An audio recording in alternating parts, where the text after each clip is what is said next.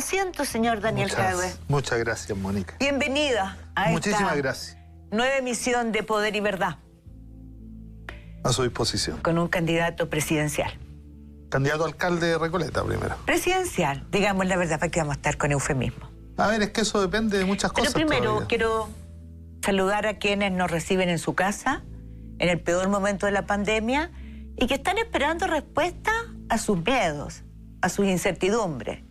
Entonces hay que hablar con la verdad. Y eso es lo que vamos a intentar esta noche. En una semana dura, en momentos de confinamiento, en momentos de miseria, en momentos de mucho dolor para muchas familias.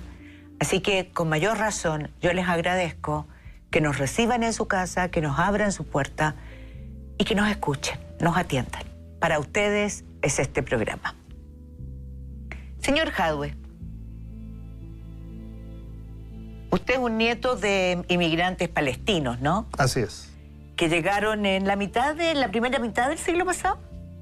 En la primera mitad, a principios del siglo pasado, cerca de 1920. Y llegaron directo de una localidad muy cerca de Belén, que se llama Beyalá, y se instalaron en Santos Dumont. Así es. Ahí en... Santos Dumont con Caliche. Con Caliche. ¿Recoleta? Sí. O sea, usted no se ha movido de Recoleta. Poco, la verdad, hoy día vivo fuera de la comuna. ¿Dónde vive? En Huechuraba, al lado de la comuna. ¿En una casa grande? No. ¿No? No, en una casa... ¿Y por qué se fue de normal. Recoleta? Cuando me fui de Recoleta, que salí de la casa de mi madre, no había mucha oferta habitacional. Y en Recoleta cuesta mucho hoy día encontrar propiedades, salvo las que hoy día son parte de la explosión O sea, usted inmobiliaria. quería casa. No casa necesariamente, pero una propiedad que me permitiera resolver las necesidades que tenía. Usted se ha dicho que es feminista. Pero su crítica a la doctora Isquia Siches, presidente del Colegio Médico recientemente, por haber dicho que en el gobierno había autoridades infelices, tras enumerar las fallas y las veces que no lo escucharon, sonó un poquito destemplada. ¿Ninguna autocrítica a eso? ¿Se arrepiente de haber dicho lo que dijo? Yo la verdad es que lo que planteé es que yo comparto la crítica de la presidenta del colegio. Pero no usaría ese tono ni esas palabras. Pero no ocuparía el tono, y yo creo que ese tono yo lo criticaría de igual manera si lo dice un hombre, una mujer, un transexual, una lesbiana, un gay. Pero usted le dijo de mente senil al senador José Miguel Insulza. Pedí disculpas al día siguiente porque entendí que había además ocupado una categoría clínica para tratar de dar una discusión política, y eso no se debe hacer. Y no lo he vuelto a hacer desde que pedí disculpas. Yo no tengo ningún problema en pedir disculpas cuando me doy cuenta de que cometí un error. ¿No tiene celos de Isquia Siches? ¿Por qué? Porque o sea, la verdad es que ni siquiera nos conocemos. No, le planteo porque ella, si quisiera ser candidata a presidente, estaría por las nubes. Bienvenida, sería formidable, ¿no? Pero efectivamente le recuerdo que yo nunca he dicho que quiera ser presidente. Ni siquiera tengo la proclamación del partido al cual pertenezco. Si hoy día figuro en la encuesta es por lo que hemos hecho en la comuna de Recoleta, que a toda la gente le parece muy bien. Sí, y que efectivamente sueñan con que efectivamente algunos de los beneficios que hay en la comuna de Recoleta se pudiesen extender a todo el país, ¿no? Pero dijo que estaba disponible. O sea, por supuesto. Y lo asumió una semana después que su partido dijo que era posible que lo proclamaran. O sea, no, yo la verdad es que... o sea, no quiero hablar con ambigüedades, señor Jadwe. No, si no tengo ambigüedad, y se lo digo así mirándola... ¿Usted quiere ser...? No, y se lo digo así mirándola a la cara. No, yo no quiero ser presidente. ¿No? No, estoy disponible, que es completamente distinto. ¿Cuál porque es la yo diferencia? creo... La diferencia fundamental es que los liderazgos que puedan transformar Chile los tiene que elegir el pueblo de Chile y no uno. O sea, yo, es más, siempre lo he dicho cientos de veces, yo desconfío de aquellos que dicen que son los mejor preparados para gobernar, que pueden hacerlo mejor. No, efectivamente yo me he preocupado de hacer en el cargo que ostento hoy lo mejor que he podido hacer para la vida y para la calidad de vida y la salud, y no solo la salud de las y los recoletanos. Pero ¿no? Si eso efectivamente nos ha instalado en el imaginario colectivo. Lo ha instalado. No, no se ha instalado. Porque seamos claros, señor Jadwe, usted traspasa las barreras del Partido Comunista. Y usted lo sabe. Las traspaso hoy. Pero efectivamente el programa que hemos desarrollado en Recoleta es el programa comunal del Partido Comunista de Chile, más allá de si a alguien le gusta o no, o si a alguien le molesta o no. Es un programa que podrían, de hecho, sus planes de farmacia popular, de la inmobiliaria, son planes que han replicado otros alcaldes, o sea... Pero que en 25 años a nadie se le ocurrieron. Estamos de acuerdo, pero, Okay, no. pero lo que le quiero decir es que seamos claros. Usted está haciendo un trabajo, primero porque es una persona que es trabajólica, se le están ocurriendo cosas a cada rato, es arquitecto, y entonces decidió hacer una cantidad de cosas. Pero son cosas que se han hecho en otros lugares, en otros países, y usted eso lo ha puesto en un liderazgo. A ver, pero la matriz primero de pensamiento es una que nos lega Luis Emilio Recabarren, que es el fundador del Partido Comunista. Y él en 1920 decía, los municipios deben dedicarse fundamentalmente a abaratar, simplificar y facilitar la vida de sus ciudadanos. Con esa idea fundante, nosotros empezamos a desarrollar una serie de iniciativas populares, que además tenían que vencer un obstáculo potente, ¿eh? Porque la arquitectura institucional de este país está pensada para que nosotros no pudiésemos hacer lo que hicimos. Y por lo tanto hubo que meterle bastante cabeza y trabajo colectivo, trabajo de equipo. No, yo me imagino que hay trabajo colectivo. A usted le gusta armar equipos. O sea, sin duda. Pero quiero volver al feminismo. La candidata presidencial del Partido Socialista, Paula Narváez, le recomendó realizar un curso de nueva masculinidad. ¿Lo tomaría? O sea, la verdad es que a mí primero me llama profundamente la atención porque con la candidata del Partido Socialista no nos conocemos. O sea, por lo tanto creo que se habla desde el prejuicio. No conoce mi historia de vida, no conoce la relación con mi madre ni mi rebelión contra el patriarcado bastante precoz. Le digo que esa es una de las decisiones por las cuales yo nunca me he casado, por ejemplo. Porque no acepto la institución del matrimonio como una... ¿Por qué? Porque no me parece la institución. Porque esta idea de que la mujer deba trabajar gratis por amor en la casa... Pero usted también podría trabajar gratis por amor. O sea, ser usted que prepara la comida, cambiar los pañales. Sí, pero por voluntad propia, no por la imposición de una institución. Por eso le digo, que es hombre o mujer absoluta. pueden hacer lo mismo. O sea, de hecho yo lo hago. Y no tengo ningún problema en hacerlo y lo he hecho gran parte de mi vida porque gran parte de mi vida he vivido solo también. Pero lo que sí le quiero decir es que yo, honestamente, no suelo hablar desde el prejuicio. Entonces, me llama profundamente la atención. En mi biblioteca tengo no uno, varios libros de nuevas masculinidades. Algunos chilenos, algunos traídos de Cuba, algunos traídos de Europa. Y me parecen tremendamente interesantes. Hay un libro en particular que analiza las distintas masculinidades a lo largo del mundo, en África, en Europa, en el mundo árabe. No recuerdo porque lo leí hace mucho. El problema es que lo leí hace muchos años. Esto no es un problema que me interesa hoy día. A su matriz. 1978, vida política, la comienza en organizaciones palestinas. Con solo 11 años trabaja en la Unión General de Estudiantes Palestinos. No, en la Oficina de Información Chileno-Palestina. Eso.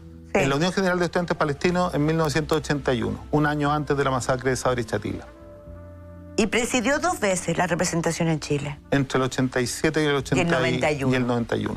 Y después fue coordinador general de la Organización de la Juventud Palestina para América Latina y el Caribe. Así es. En 1991 y 93, o sea, un tremendo dirigente. Ahí dio sus pasos, ahí aprendió lo que es ser dirigente en un mundo rudo y en plena guerra. Usted podría estar perfectamente, dada la fuerza de su adhesión a la causa palestina, y desde muy pequeño en esa guerra hoy día. ¿Por qué no está? A ver, yo sigo estando en la causa palestina, sigue siendo una de mis principales... Mi pregunta es distinta. Dada su convicción, dada su fuerza, dada la vehemencia que tienen sus convicciones, ¿por qué no se fue a esa guerra? Primero porque nunca ha sido una guerra. Ahí no hay 2 ejércitos, hay una ocupación extranjera. Pero finalmente ustedes, los palestinos, libran una guerra contra un ejército de ocupación. Es que no una guerra porque una guerra la libran 2 ejércitos en igualdad de condiciones. Aquí hay una ocupación extranjera sobre una tierra y sobre un pueblo que además está distribuido en 4 millones dentro de la Palestina histórica, pero en más de 8 millones afuera. ¿Usted recibió instrucción militar allá? No. ¿Nunca? No. ¿Nunca la trajo? No, creo que mi función era otra. De hecho, yo desde temprana edad, por ejemplo, me dedicaba a recolectar las ayudas que mandábamos desde Latinoamérica a las familias de los mártires, a las familias de los huérfanos palestinos, ¿no? Y creo que esa labor era de fundamental importancia. Voy a cambiar de tema. Vamos a ir al 15 de noviembre de 2019.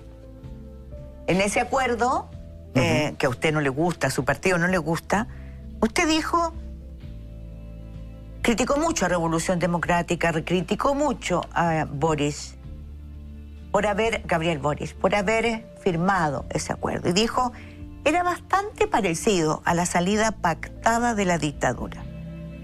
Así es. ¿Estaba tan débil el gobierno que si no había ese acuerdo se caía? No, yo no lo creo.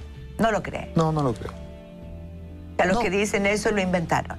O sea, no sé si lo inventan o no. Yo creo que también en política hay una serie de maniobras precisamente para intentar descomprimir, ¿no? Yo creo que ese día se estaba jugando algo mucho más relevante, que era el cómo hacíamos la Constitución, la nueva Constitución. Y para mí, efectivamente, el poder soberano lo constituye el pueblo y no la nación. Y eso implica que para mí el poder soberano debe estar alojado en una asamblea constituyente y no en el Congreso.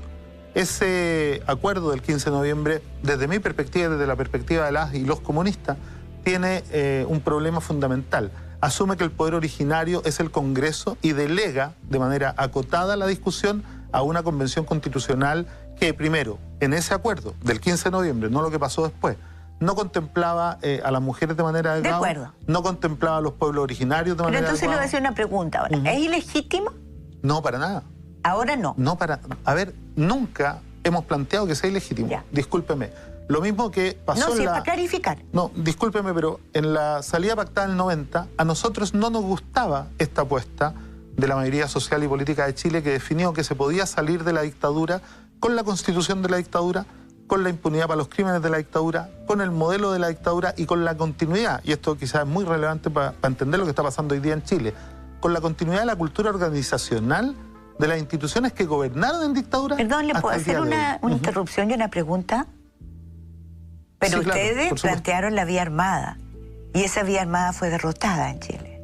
O sea, nosotros... Fue derrotada porque la gente se mostró mayoritariamente dispuesta a ir a votar en un plebiscito. Y por eso que... Y con un lápiz y un papel derrotar a la dictadura. Bueno, de la vía armada que ustedes plantearon... No, yo estoy de acuerdo que todo el pueblo estaba... pero esa es una caricatura. Es una caricatura que no compartimos, no, que solo existe... las movilizaciones eran muy grandes. Ahí sí nos estamos entendiendo. Y venían, sí. Por suerte. Sí, por favor. Porque venían desde 1981. Las grandes movilizaciones, en las primeras huelgas del hambre. Así es. Antes del paro general del 83. Estamos hablando de las masivas, porque hablemos las cosas como son. Antes, la represión asfixió a este país. Entonces ustedes propiciaron la vía armada y esa vía no cuajó. A ver, primero, la vía armada era un mecanismo de autodefensa. La única vez en la historia de Chile y en la historia del Partido Comunista que el partido ha sido partidario de tener la lucha armada como una forma de defenderse ha sido en dictadura. Somos quizá el único partido que nunca ha hecho recurso a la violencia en tiempos democráticos, ¿no? Y tal cual, como usted lo dice, cuando el partido entiende que la mayoría social y política asume una vía distinta a la que nosotros proponíamos, sencillamente lo que hizo el partido fue desarmar sus aparatos militares y efectivamente sumarnos a la vía democrática, porque nosotros jugamos en la cancha de la democracia más allá de si las reglas nos gustan o no. Hay algunos que cuando las reglas no les gustan organizan golpes de Estado, se ponen a la derecha en particular, se pone a disposición de un país extranjero para derrocar a su propio gobierno. No, la verdad es que nosotros decimos, mire, nosotros podemos tener tesis, tal como la del 15 de noviembre. Teníamos una tesis distinta, Asamblea Constituyente, que era además la única tesis que mantenía a la ciudadanía en la calle. Yo por lo menos, que estuve en la calle, y estoy hasta el día de hoy cada vez que puedo, nunca vi un cartel que dijera Convención Constitucional o mixta. Ni una bandera del Partido Comunista, ni una bandera de ningún partido. No, vi varias del Partido Comunista. En la calle no se aceptaban banderas partidarias. No, discúlpeme, pero eso es una caricatura. Yo también estaba en la calle. Yo estuve, y es más, yo mismo llevé banderas de mi partido y estuve muchas veces, y la verdad es que el rechazo es no a todos en política, sino que efectivamente a los defensores de este modelo. Lo que sí le puedo decir es que al igual que en la salida pactada del 90, tuvimos una tesis que era la de la ciudadanía, Asamblea Constituyente, cuando el sistema político se puso de acuerdo y efectivamente impuso esta salida, nosotros dijimos, bueno, esta es la realidad actual, nos vamos a meter en la salida tal como lo hicimos en el 90. Ustedes dijeron, no importa, nos vamos a meter. O sea, nunca estuvieron porque el gobierno de Piñera cayera. Nosotros estuvimos no porque cayera, discúlpeme, hay dos cosas distintas. Dentro de la institucionalidad democrática de este país, que tanto les gusta a algunos, hay mecanismos constitucionales y democráticos para que cuando un gobierno viola los principios y los principios rectores de la democracia, pueda ser acusado constitucionalmente y pueda ser sacado por la vía democrática a través de un acuerdo de Congreso. ¿Eso es lo que el Partido Comunista propiciaba? En algún minuto estuvimos perfectamente de acuerdo. O sea, la violación de los derechos humanos, cuando lo planteamos, si esto se planteó una acusación constitucional que se perdió. ¿En qué momento? ¿Del año pasado? No, la verdad es que no recuerdo la fecha, pero tengo claro que hubo una acusación constitucional contra el presidente que se votó en la Cámara, ¿no? Y que ahí fue rechazada. Mauricio Hernández Buena para usted, que derivó de del combate contra la dictadura por la vía armada a secuestros de empresarios en Brasil y Chile. ¿Cómo ve esa transformación? A ver, yo ahí veo dos cosas completamente distintas que siempre me ha gustado separar claramente. Yo valoro profundamente la vida, el compromiso y la lucha de todos aquellos que asumieron la tarea tremendamente compleja de defender al pueblo de Chile en dictadura. Pero ese era un aparato del Partido Comunista. Cuando el Partido Comunista decide detener la vía de la defensa y de la autodefensa, no, recordemos que en ese minuto a los comunistas, a los socialistas y a varios más, a los miristas, lo iban a buscar a la casa y eran capaces de inventar enfrentamientos a todos los opositores, ¿no? Entonces, en esa época creímos necesario levantar una defensa que además es absolutamente legítima. Pero cuando volvimos a la democracia dijimos, esto se detiene. Nos metimos al plebiscito cuando asumimos que había que participar y efectivamente de ahí en adelante no compartimos nada de lo que hicieron los que se descolgaron de esa decisión y continuaron, ¿no? Y por lo tanto, yo valoro lo que se ha hecho antes y durante la dictadura para defender al pueblo de Chile, pero nosotros nunca hemos validado el uso de la violencia política y el asesinato en tiempos de democracia. O sea, el asesinato de Jaime Guzmán es un asesinato delictual. Pero así es, y lo condenamos el mismo día. Después del asesinato, el Partido Comunista tiene una declaración en donde condena los hechos porque no somos partidarios del uso de la violencia. ¿Dónde estaba ese día usted? Estamos hablando del año 91. Yo creo que estaba en la... Usted no militaba en el PC porque entró a militar en 93. El 14 de septiembre del 93. En esa época estaba en la Facultad de Arquitectura de la Universidad de Chile, en mi primera carrera. ¿Y cómo lo vivió? O sea, fue lamentable. En ese día nosotros teníamos claro que la vía armada ya había terminado su rol, ¿no? Y que para nosotros efectivamente el ingreso a la democracia era un ingreso total y más allá de si las reglas nos gustaban o no, teníamos que dar la batalla en otras formas de lucha. Usted no conoció, me imagino, a José Biden. No, por supuesto. ¿Y usted tampoco conoció a José Manuel Parada? Tampoco. ¿Ni a Manuel Guerrero? Tampoco. O sea, hay una parte de la historia de este Partido Comunista que usted no la conoce, no la vivió. No la viví, la conozco. Pero no la vivió. No la viví en persona. Porque estamos en un día haciendo esta entrevista en que recordamos el día en que se encontraron los cuerpos atrozmente torturados y mutilados de Guerrero, Parada y Nantino. ¿Qué significa para usted? Nosotros homenajeamos... Le pregunto a usted, señor Jadwe. ¿A mí? Usted. A usted. O sea, a mí me provoca un profundo dolor, pero también me provoca una indignación por la falta de verdad, justicia, reparación y memoria que existe en este país. Pero ellos en particular también me generan un profundo orgullo, ¿no? Y yo saludo y celebro tanto sus vidas como condeno la forma en que murieron. Y hasta el día de hoy mantengo la esperanza de que en este país alguna vez haya verdad, justicia plena, reparación, pero también memoria. Creo que dentro de nuestras tradiciones ha estado honrar a las víctimas de la violación de los derechos humanos, pero además acompañar a los familiares. De hecho, en esa época tan dura, el partido estaba en clandestinidad, ¿no? No, pero estamos hablando de los 30 años de democracia. No estamos hablando de la clandestinidad. O sea, pero créame que la participación del Partido Comunista en las organizaciones de derechos humanos nos ha significado incluso que compañeras nuestras, víctimas, familiares de las víctimas directas, hayan liderado estas organizaciones y las hemos acompañado siempre. Que yo recuerde, no sé si alguna vez faltado. Yo creo que ha faltado algo que sea aunar a víctimas, a familiares, porque aquí hay de todos los colores, pero no, pasemos. Pero ahí hay un tema que se lo quiero comentar.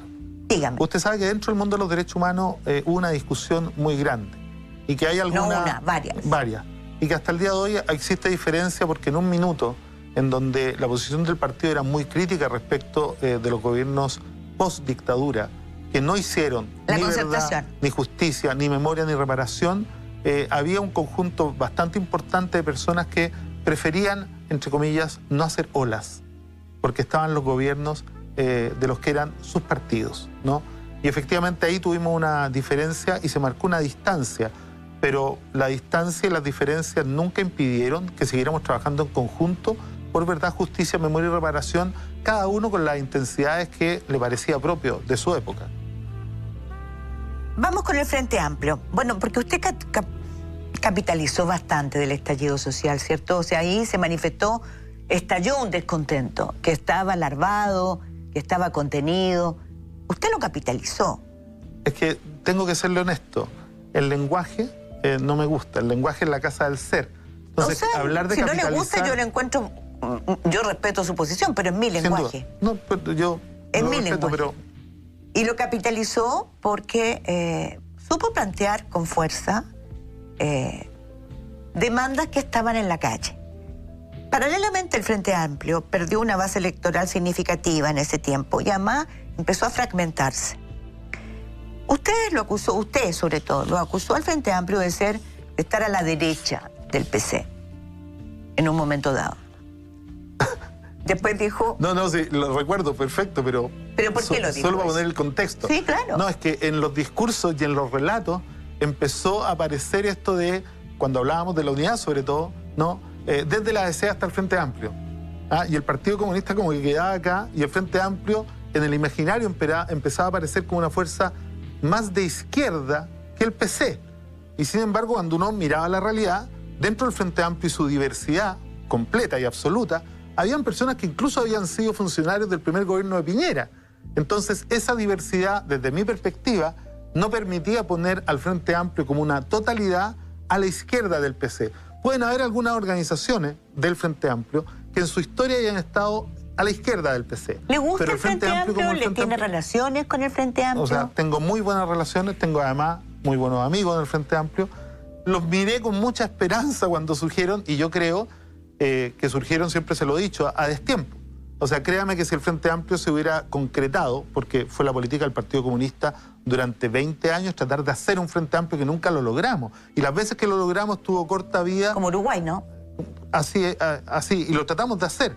Entonces, nosotros ya habíamos tomado la decisión de pactar con la concertación para la nueva mayoría, con el programa de reforma, y el Frente Amplio nació después de esa decisión.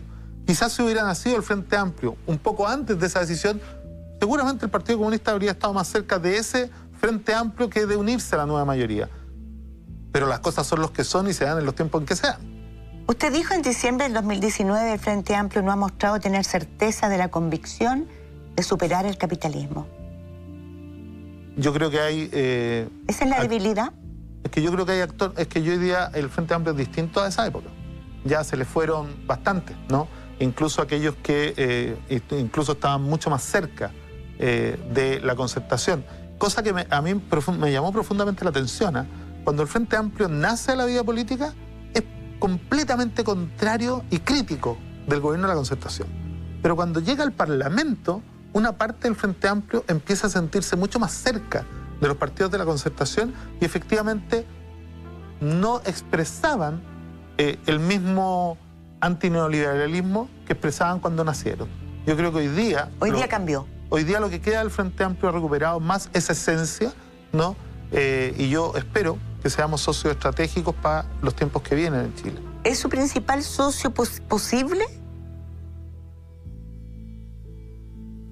También ahí hay que hacer una diferencia. Porque si usted me pregunta, por ejemplo, en términos de las bases de la concertación y de las dirigencias de la concertación, hay una distancia creciente. Cuando uno mira la evolución de la concertación perdió casi 1.800.000, 2 millones de votos en un par de elecciones, ¿no? Y por lo tanto ahí uno no puede hablar del conglomerado como si la directiva efectivamente representara todas sus bases. Yo creo que la unidad central y la estrategia central, la política de alianzas, tiene que ser con el pueblo de Chile. Y el pueblo de Chile, más allá de sus militancias, de su cercanía histórica, hoy día creo que efectivamente tiene una posición absolutamente clara de hacia dónde debe transitar nuestro país. El trayecto lo han manifestado con absoluta claridad. Todos los que quieran entrar a ese trayecto de transformaciones, bienvenidos sean, ¿no? Son transformaciones profundas. Son transformaciones profundas. Son transformaciones profundas. Y eso es lo que está en discusión hasta el día de hoy para efectivamente ver esta tan manoseada unidad a la que tanto aspiran, pero que cuando uno llega efectivamente las discusiones concretas, no se queda con la sensación de que todavía estemos todos lo mismo. Hemos dado un paso, se hizo una reunión tremendamente interesante, se acordó trabajar contenidos programáticos y yo creo que se va a empezar efectivamente a analizar en serio la posibilidad, más allá de los dimes y diretes que siempre en televisión y en los medios de comunicación pueden resultar atractivos para una discusión, pero que efectivamente no siempre representan lo que está pasando sobre la mesa. Y lo que está pasando sobre la mesa son condiciones mínimas de un programa. Sin duda que van a estar, ¿no es cierto?, sobre la mesa. Para Además usted, de otras cosas. ¿cómo qué? Por ejemplo, el que se firme el programa y que se sea responsable con él. Nosotros la experiencia de la nueva mayoría no quisiéramos repetirla.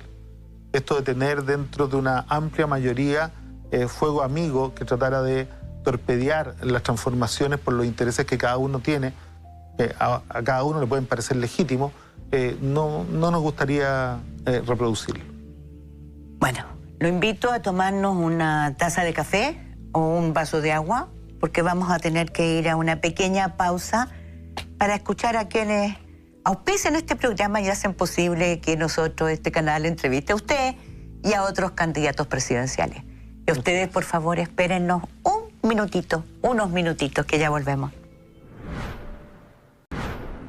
Estamos de vuelta con el candidato presidencial, él no lo quiere decir, pero yo lo digo, del Partido Comunista, Daniel Jadue, precandidato, pero está posicionado en las encuestas ahí, haciéndole la pelea a Joaquín Lavín, ¿no? Pero ya no, porque Joaquín Lavín ha bajado, pero ese es otro cuento. Esas son las encuestas que a mí no me gustan mucho. A mí tampoco. Porque las encuestas están muy desprestigiadas al último tiempo. Es que no han podido apuntarle a los resultados, ¿no? Se equivocan. Después del estudio de Google Analytics, no, de Cambridge Analytica. La verdad es que las encuestas... Pero bueno, de todas maneras usted está entre los líderes mejor rankeados y en una ausencia de líderes, o hay muchos también. Usted estaba hablando de algo muy importante, que es lo medular de las conversaciones que vienen.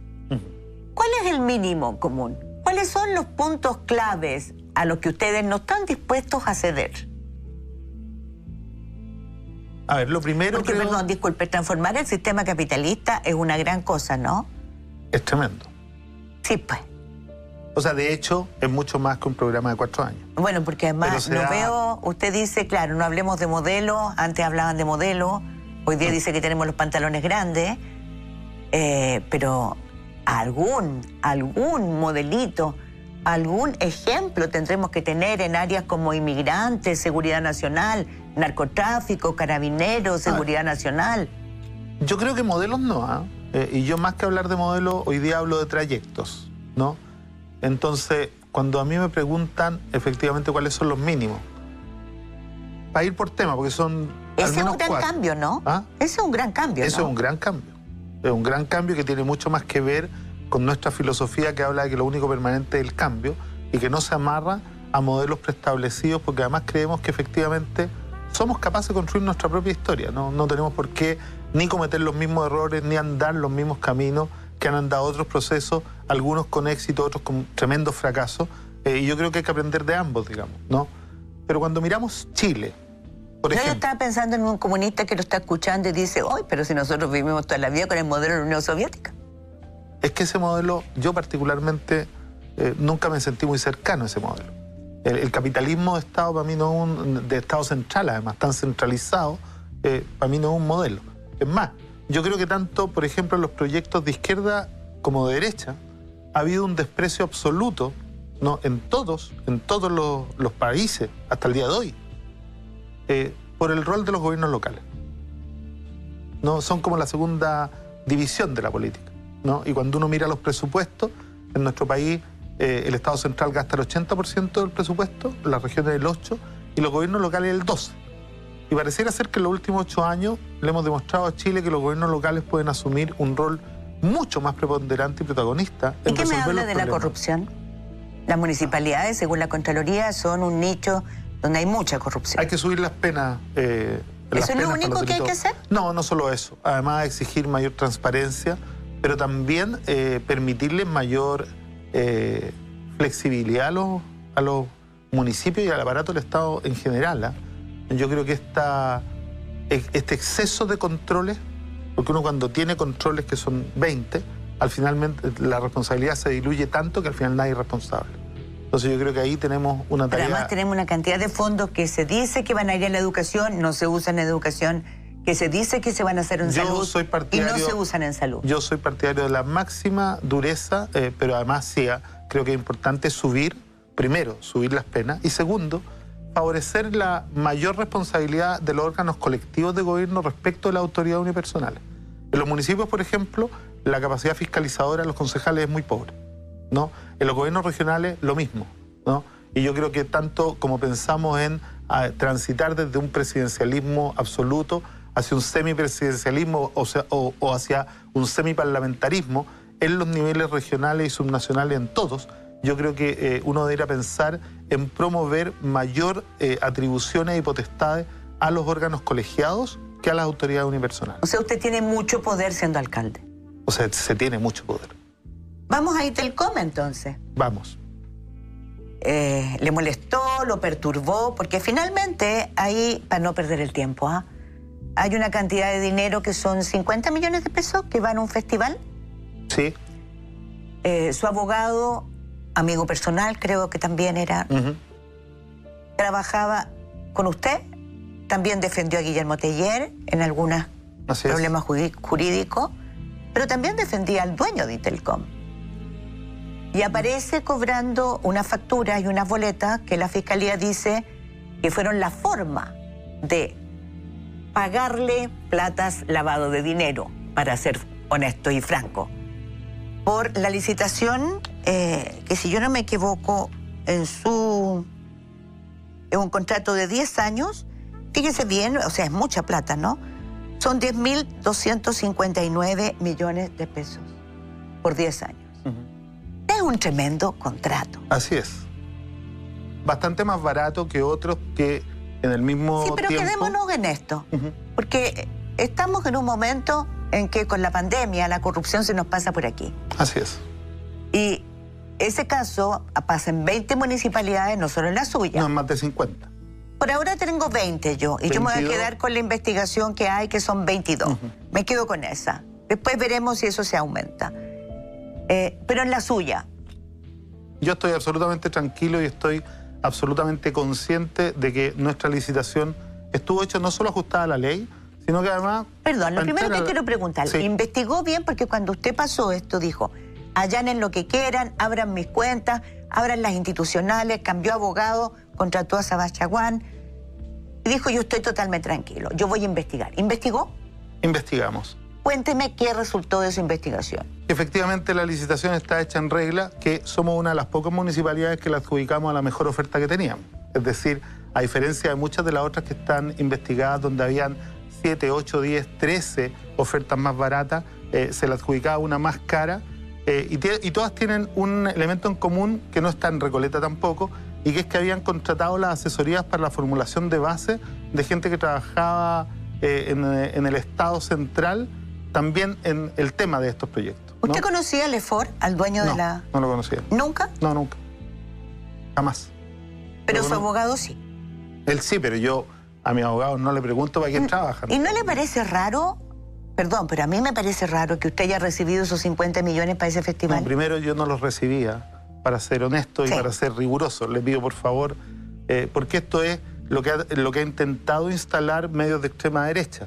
La plata la recibió la Corporación Cultural de Recoleta y por una razón muy sencilla. Nosotros venimos haciendo hace 7 años el Festival de Peter Gabriel en nuestro país, el Festival WOMAD. Siempre lo habíamos co-organizado con el Estado. Habíamos financiado la mitad desde el municipio y la otra mitad desde el Estado central. Y el gobierno de Sebastián Piñera llega en marzo 11 ¿no? Y solo en enero, después de innumerables oportunidades en que pedimos por favor la reunión con el Ministerio de las Culturas para ver si iban a seguir honrando el compromiso que teníamos, en enero se nos informa que nos quedamos sin el financiamiento estatal. Y el festival, quedaban 40 días, tuvimos que salir a pedir auspicio haciendo uso de un instrumento legal, que además está absolutamente probado, que es la Ley de Donaciones Culturales. La plata entra y sale y está hasta el último peso definido a dónde fue a pagar, y fue a pagar artistas, productores, personas que trabajan en el festival. Y yo creo que... O sea, ¿usted tomó medidas para que todo sea transparente? Absolutamente, se abrieron todas las cuentas. Mire, a diferencia de este gobierno que se demoró 3 meses en entregar los correos, nosotros entregamos los correos de todas las personas involucradas y abrimos todas las cuentas que nos pidió el Ministerio, incluso antes, porque no le dieron la apertura de cuentas, las entregamos voluntariamente. Nos habría encantado, por ejemplo, que los otros municipios involucrados hicieran lo mismo, porque esto fue, desde mi perspectiva, un montaje bastante burdo. Tratar de transformar una donación cultural hecha según la Ley de Donaciones Culturales, en donde esa ley define claramente quiénes pueden entregar donaciones y quiénes pueden recibir donaciones en un intento de soborno, me parece bruto. ¿Y las cuentas en los bancos que también tienen plata por debajo? ¿Qué cuentas de...? Yo me enteré con sorpresa hace algunos años que las platas de las municipalidades que las ponen en los bancos le significan a los alcaldes tener un dinero que les proporcionan esos bancos de libre disposición. No es el caso de Recoleta. ¿No? No, pero espérate. Eso es de la década del 90, pero eso dejó de ser. No. Bastante después. Perdón, lea así, pero ahí hay una investigación. No es el caso, espero que se hagan todas las investigaciones, no es el caso de Recoleta. Nosotros no recibimos... ¿Y el abogado Rodrigo Sepúlveda? No, Ramón Sepúlveda. ¿Ramón Sepúlveda sigue siendo amigo suyo? Por supuesto, y sigue trabajando conmigo, y sigue llevando las causas más relevantes. Porque yo entiendo que efectivamente... Él no cometió ningún ilícito. O sea, yo estoy absolutamente seguro de que él no lo cometió y que en la comuna de Recoleta no van a encontrar nada. ¿Y él dejó de trabajar con Lefort? ¿Él? No sé. Yo la verdad es que no me meto en la vida profesional. No, pero le pregunto, porque Lefort está preso, está acusado de ganar licitaciones. Habría que preguntárselo a él, porque efectivamente... No, ahora, le pregunto a usted, porque usted tiene a su lado a un abogado que trabajaría con Lefort. O sea, que trabajó. No lo sé si sigue trabajando, yo creo que no. A propósito de los correos, usted se querelló contra el presidente de la República. Así es.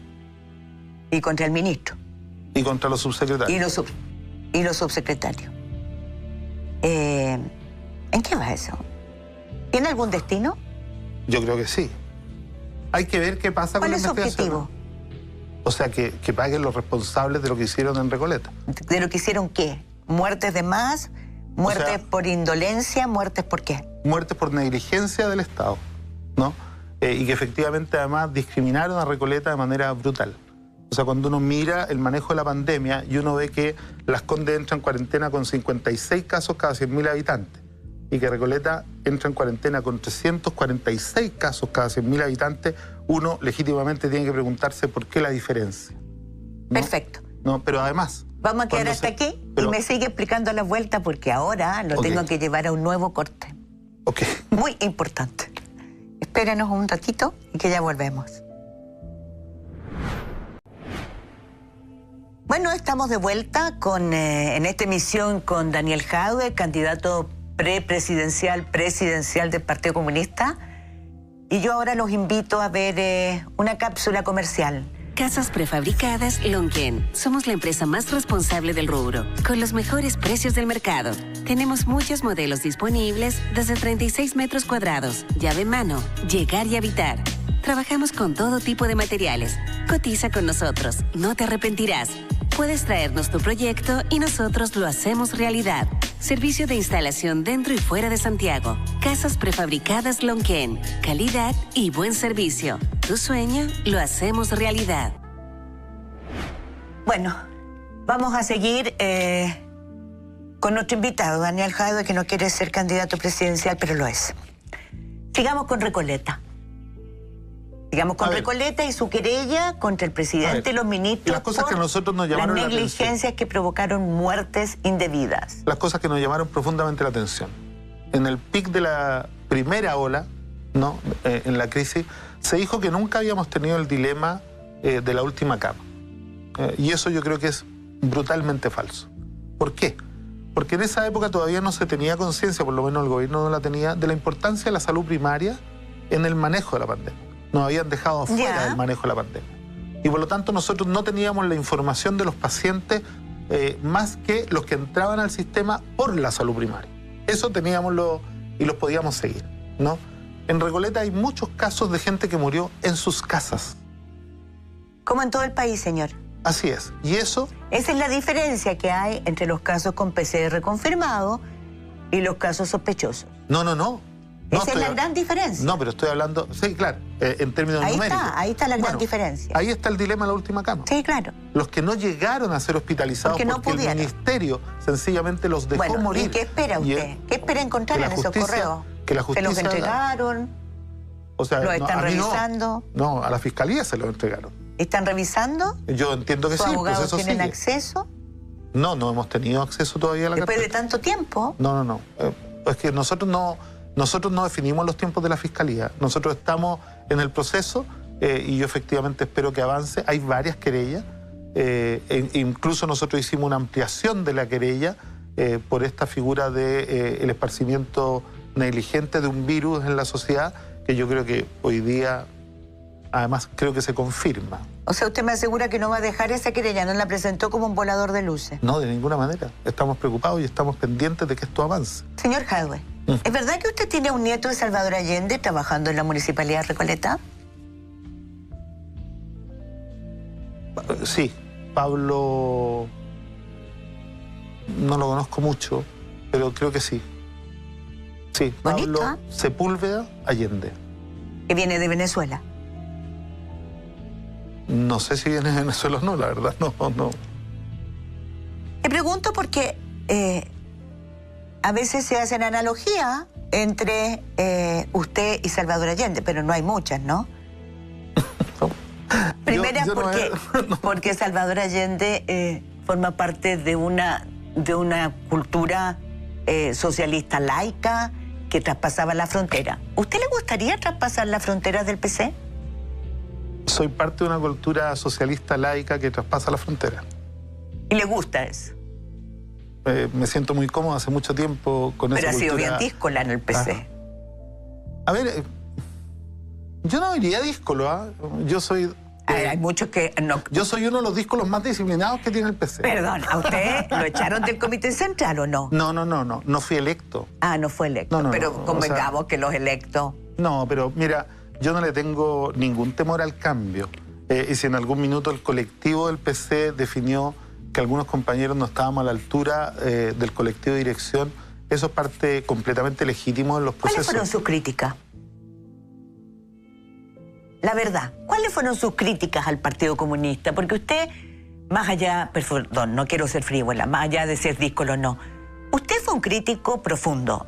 Usted remeció un poco el PC junto a otros compañeros. A ver, ¿por qué? ¿Qué no le gustaba? Yo no sé si hablaría de remecer, pero efectivamente hay tesis políticas dentro de los partidos. Y quizás donde poner el énfasis del trabajo político es una de las diferencias, ¿no? Esto, por ejemplo, de apostar a los gobiernos locales mucho más que a la superestructura política, es algo que siempre debatimos. El retorno a las bases respecto del trabajo en la superestructura política, en donde se consigue con mayor firmeza el avance en el incremento de la conciencia de la ciudadanía. Tengo la impresión que la municipalidad para usted es algo como fue antes la Junta de Vecinos y la calle, ¿no? El barrio. O sea, sin duda la municipalidad... Para el partido. Sin duda la municipalidad es efectivamente el lugar más cercano a la ciudadanía en donde uno puede desarrollar cambios profundos a la vida de las personas y por lo tanto también actuar no solo sobre sus vidas, sino que también sobre sus conciencias, ¿no? Hoy día, déjeme comentarle, en Recoleta no solo gana el alcalde, sino que el partido en la lista de concejales obtiene el 50% del consejo y es muy probable que en las próximas elecciones obtengamos más del 50% del consejo, porque ahí lo que se está dando también es un cambio cultural en la comuna. Este surgimiento espontáneo de más de 58 ollas comunes, que es recuperar una memoria histórica que estaba como suspendida, ¿no? Perdón, me está hablando con romanticismo de un hecho gravísimo. No, Porque yo no quisiera que volvieran las ollas comunes. Es que las ollas comunes, mientras no tengamos un Estado que sea capaz de proteger a sus ciudadanos, van a volver todas las veces. Y yo, déjeme decirle que valoro inmensamente el trabajo de estas ollas comunes que fueron capaces de dar, cuando este gobierno no daba el ancho para entender la dimensión de la crisis, 20.000 raciones de comida diaria. ¿Sabes por qué? Porque en Recoleta hace mucho rato que se empezó a vencer el individualismo y hay una conciencia colectiva de la importancia de la solidaridad, de la importancia de la corresponsabilidad, el tema de las escuelas abiertas, en donde efectivamente hemos logrado traspasar, ¿no?, a la comunidad para que ellos sientan que ellos son el Estado, que ellos son los propietarios de la infraestructura, que ellos son los propietarios de los recursos y que efectivamente pueden tener la certeza de cómo se gobierna y con quién se gobierna con ellos. ¿Cómo combate el narcotráfico, señor Jadwe? ¿Tiene programa para eso? Nosotros tenemos programas que... Le pregunto a usted, ¿tiene programa para eso? ¿Tiene una medida? No. ¿Tiene un trayecto? No, los municipios no trabajamos... ¿Y no se da cuenta que estamos tarde? Los municipios no pueden hacer lo que la ley no les permite hacer. Nosotros tenemos programas para la prevención del narcotráfico, no para combatir el narcotráfico. Escuela abierta con más de 130 programas y talleres culturales, deportivos y recreativos, y manteniendo los colegios abiertos hasta las 10 de la noche, incluidos los sábados y domingos, para que los jóvenes puedan utilizar esa infraestructura y desarrollar actividades que los mantengan alejados de esto, es un programa de gobierno. La universidad abierta es un programa del gobierno local, pero los funcionarios municipales no pueden portar armas, no pueden perseguir, no pueden detener y tampoco pueden enfrentar al crimen organizado. Eso es responsabilidad del Ministerio del Interior y de las policías, que también han sido fuertemente permeadas por el narcotráfico, y que es un tema en donde nosotros no tenemos capacidad en esta arquitectura institucional para hacer más. Le quiero hacer una pregunta de verdad muy sentida, porque yo creo que el tema es urgente hoy día. Hay miedo en las poblaciones, hay miedo en Recoleta, hay miedo en Los Espejos, mejor ni hablar en San Ramón, ¿no? Así es. Donde hay un candidato a la reelección. En varias comunas. En varias comunas que están mezclados con el narcotráfico. ¿No sería hora de que usted se juntara con otros alcaldes, hicieran una propuesta y le mostraran al país que esto se arregla ahora o ya estamos mal? A ver, nosotros nos hemos juntado y hemos tratado de hacer propuestas. El tema, como le decía hace un rato, cuando hacía la crítica a todos los proyectos políticos, a los alcaldes no nos escuchan. Y no nos escuchan lo suficiente en ninguna de las materias que nosotros hemos planteado. Usted comprenderá que hacer programas como el que yo le comento, en Recoleta con 222.000 pesos por habitante al año, es distinto a hacerlo en Las Condes con 1.200.000 pesos por habitante al año, ¿no? Y que efectivamente, si la torta se repartiera en igualdad de condiciones y los alcaldes y las alcaldesas de las comunas más pobres tuviéramos la oportunidad de intervenir el territorio con la misma capacidad que tienen Las Condes, Providencia, que administran riqueza, tampoco lo intervienen, ¿no? Pero ese es un tema de ellos. Yo estoy diciendo de la capacidad que nosotros podríamos tener. El programa Escuela Abierta a nosotros nos sale cerca de 400 millones de pesos al año. Y la verdad es que lo ocupan más de 70.000 personas. Y eso para nosotros es una tremenda iniciativa que ojalá se convirtiera en una iniciativa nacional. Porque señor le quiero hacer la última pregunta, porque el tiempo apremia, yo lo lamento y le pido excusas. No se preocupe. Usted es, pongámoslo, usted es candidato presidencial. El Partido Comunista no puede ganar solo. Usted lo ha dicho su partido, lo han dicho todos. Carolina Toá dice que está en una estrategia de aunar fuerzas, que no les importa si pierden, pero van a seguir aunando fuerzas. ¿Es efectivo eso? Estamos trabajando por tratar de aunar la mayor cantidad de fuerzas que estén disponibles para un proceso transformador. O sea, si no están disponibles... Tan transformador, por ejemplo, que se proponga la legalización de las drogas para terminar con el tráfico. ¿Con democracia cristiana o sin democracia cristiana? Eso lo va a definir la democracia cristiana. No lo puedo definir yo, ni lo puede definir el PC. Porque el tema es que se mantengan fieles al programa que acordemos. Vamos a hacer todos los esfuerzos, pero los esfuerzos tienen que contemplar algo esencial. No estamos disponibles de nuevo para desilusionar al pueblo de Chile y para darle la espalda. ¿Y en ese trayecto incluye modelos como venezolano, como Nicaragua? No tenemos modelos. No creo que necesitemos modelos. ¿O ejemplos? No tenemos modelos ni ejemplos, porque yo creo que Chile es suficientemente maduro para hacer su propia historia. Muchas gracias, señor Jadwe. Gracias a usted. Muchas gracias por haber aceptado esta invitación. Y a ustedes les agradezco muchísimo habernos aceptado, habernos acogido en sus casas. Espero que esta conversación les haya interesado y los espero el próximo lunes, en una semana más, en otro Poder y Verdad, en otra emisión, con otro candidato presidencial. Muy buenas noches.